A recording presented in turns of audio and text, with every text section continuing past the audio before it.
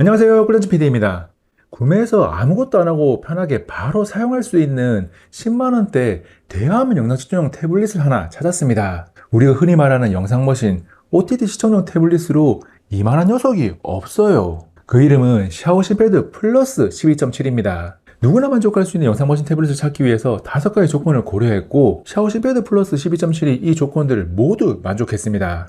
가장 먼저 영상 시청 태블릿에 많은 돈을 투자하기는 부담스러우니까 10만원대에 구매 가능해야 한다는 기준을 세웠습니다. 10만원대면 직구 시에 150달러를 넘지 않아서 관세에 대한 부담도 사라지거든요. 두 번째 조건은 영상을 볼 때 화면이 크면 좋으니까 12인치 이상의 대화면으로 정했고, 세 번째 조건은 영상 시청 시 거슬리는 빛 반사를 막아줄 반사 방지 코팅이 되어 있는 디스플레이입니다. 그리고 네 번째 조건은 글로벌럼이 설치되어 있어서 한글 및 플레이스토어 사용을 위해서 별도의 작업을 할 필요가 없어야 한다는 것입니다. 이때 OTA 자동 업데이트를 계속 받을 수 있어야 하고 DRM 와이드바인 보안 레벨 L1 유지도 이상이 없어야 합니다. 마지막 다섯 번째 조건은 10만원대 태블릿이라고 해도 저렴이 APA 대명사인 헬리오 G99보다는 더 좋은 성능을 가지고 있어야 한다는 것입니다. 5가지 조건을 듣고 보면 다른 태블릿도 있지 않나라는 생각을 할 수 있는데 비슷하게 갖추는 새도 한두 개가 빠져서 다 만족하는 태블릿이 샤오시패드 플러스 12.7 말고는 없습니다. 언뜻 머릿속에 떠오르는 제품으로 샤오시패드 프로 12.7 2025가 있는데 가장 낮은 옵션 선택하고 할인을 받으면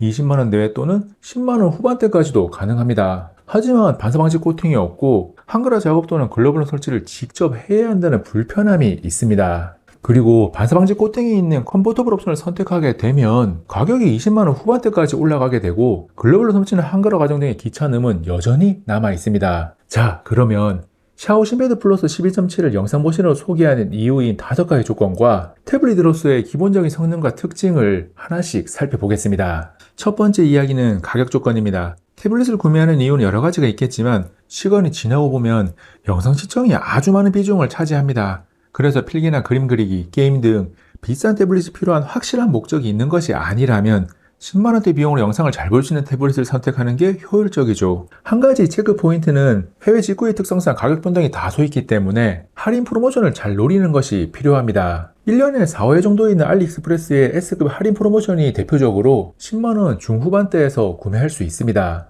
두 번째 조건인 12인치 이상 대화면은 영상 시청이 목적이라면 굉장히 중요한 포인트입니다. 과거에는 10에서 11인치 정도가 가격 조건이 가장 좋다 보니까 영상 머신으로 인기를 끌었었는데 비슷한 가격으로 12인치 이상을 구매할 수 있다면 영상 시청용으로는 당연히 대화면이 좋습니다.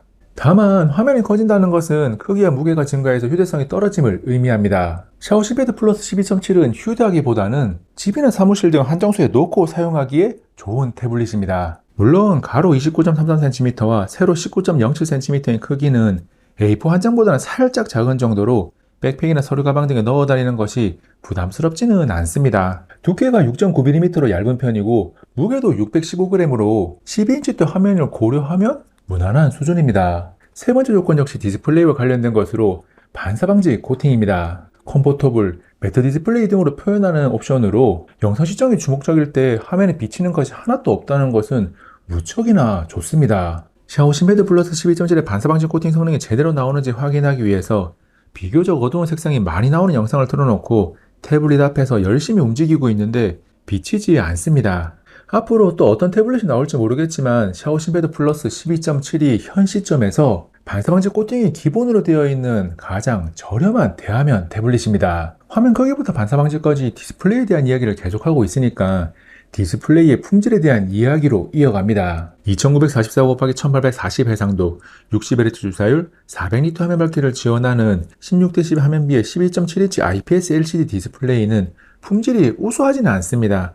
그런데 지금 유튜브 영상을 틀어놓고 보고 있는 모습도 그렇고 넷플릭스에서 영상을 하나 틀어놓고 봐도 몰입을 방해하지 않는 준수한 베젤까지 이 정도면 영상 머신 또는 OTT 머신으로 제법 괜찮다라는 생각이 듭니다. 10만원대 태블릿이니까 이 정도면 괜찮다는 생각이 긍정적인 판단에 영향을 주기도 했겠지만 절대적으로도 그럭저럭 괜찮습니다. 이어서 디즈니 플러스에서도 영상을 켜두고 보면 태블릿에서 나오는 영상을 카메라로 찍는 단계가 껴들었음에도 제법 볼만합니다. 다만 디스플레이가 좋은 프리미엄 스마트폰을 사용 중이라는 가정하에 스마트폰을 보다가 샤오시패드 플러스 12.7을 보면 반사 방지 코팅의 영향으로 선명하고 쨍한 느낌이 살짝 덜하고 400니트라는 밝기 수치에 비해서는 약간 어둡게 보이기도 합니다.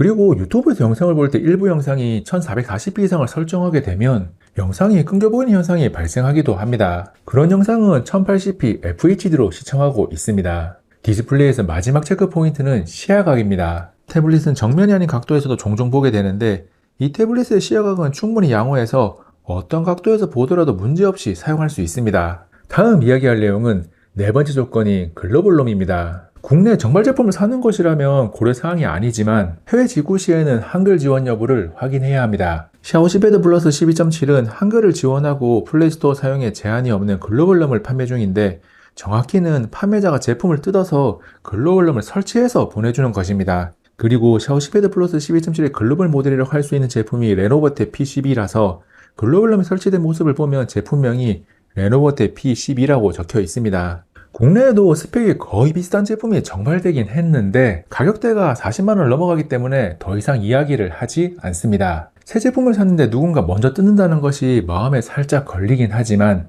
직접 글로벌럼을 설치하는 수고를 하지 않아도 되고 글로벌럼 설치간에 발생할 수 있는 벽돌 등의 위험 부담을 감수하지 않아도 됩니다. 처음 샤오시 패드 플러스 12.7을 꺼내서 켜보면 글로벌럼이니까 한국어를 당연히 지원하고 OS가 안드로이드 13 기반의 GUI 15가 기본 설치되어 있어서 OTA 업데이트를 여러 번 받으면 안드로이드 15 기반의 GUI 17이 됩니다. 이 과정에서 OTA 업데이트 이상 없이 받을 수 있다는 것이 확인이 되고 업데이트 이후에도 DRM 와이드바인 보안 레벨은 에런으로 이상 없습니다. 샤오시 패드 플러스 11.7을 영상 버전으로 선택한 다섯 번째 조건은 헬리오 G99보다 더 좋은 AP를 탑재해야 한다는 것입니다. 저렴한 IT 기기에서 수년째 등장하고 있는 헬리오 G99가 싼 맛에 쓰기는 좋은 AP지만 성능에 대한 아쉬움이 언제나 있습니다. 샤오시 패드 플러스 12.7에 탑재된 디멘시티 7050은 단순하게 벤치마크 결과만 봐도 10만원대 태블릿에 많이 사용되는 헬리오 G99보다 좋습니다. 절대적으로 쌩쌩 날아다니는 성능이 나오는 것은 아니지만 10만원대라고 하면 오 제법 괜찮은데? 라는 반응이 나옵니다. 그리고 강한 부가 걸리는 작업을 위해서 하는 태블릿은 아니지만 스트레스 테스트를 진행해보면 강한 부하 시도 스로틀링이 거의 걸리지 않는다는 것을 확인할 수 있습니다. 이때 외부 발열도 낮은 편이라서 신경 쓰지 않아도 됩니다. 이 태블릿을 영상 머신으로 소개하고 있지만 성능이 어느 정도인지 직관적으로 확인하기 위해서 고사양을 요구하는 게임 원신을 플레이했습니다. 그래픽 설정을 가장 아래로 낮추면 어느 정도 끊김없이 게임을 즐길 수 있는데 그래픽 환경이 떨어지니까 별로입니다.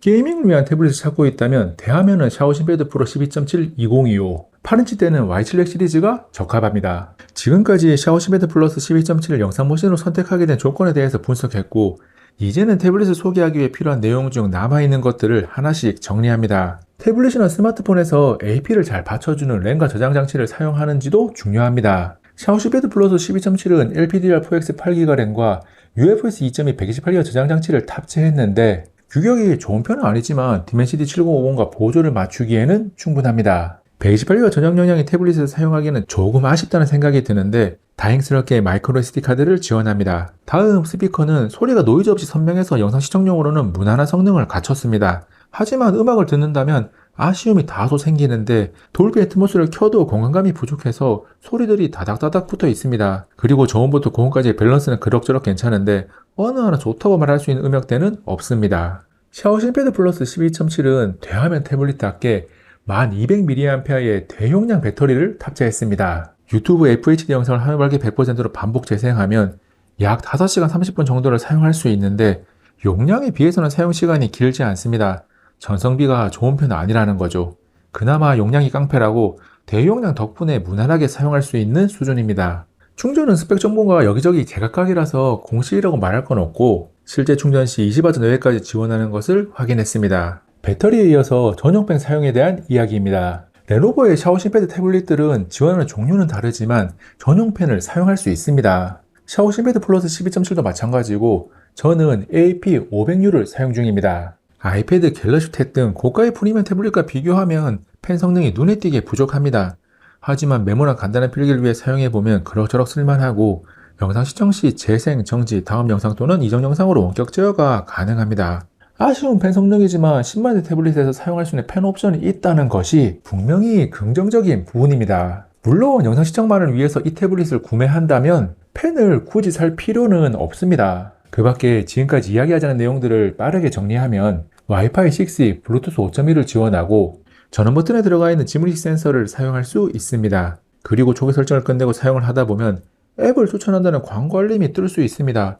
그럴 때는 설정에서 픽스를 검색하면 탭타픽스라는 앱이 나오는데 해당 앱의 알림 설정을 꺼짐으로 변경하면 됩니다. 삭제는 안 되더라고요.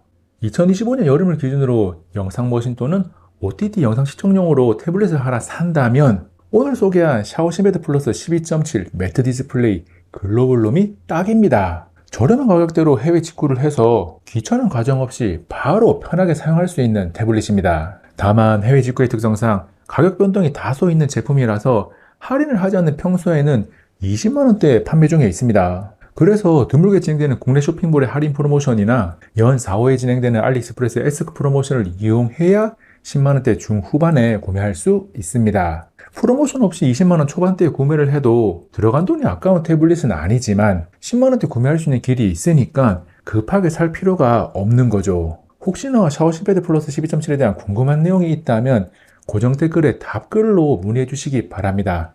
최대한 다 답변을 드리겠습니다. 이번 영상은 여기까지. 다음에 또 만나요. 안녕!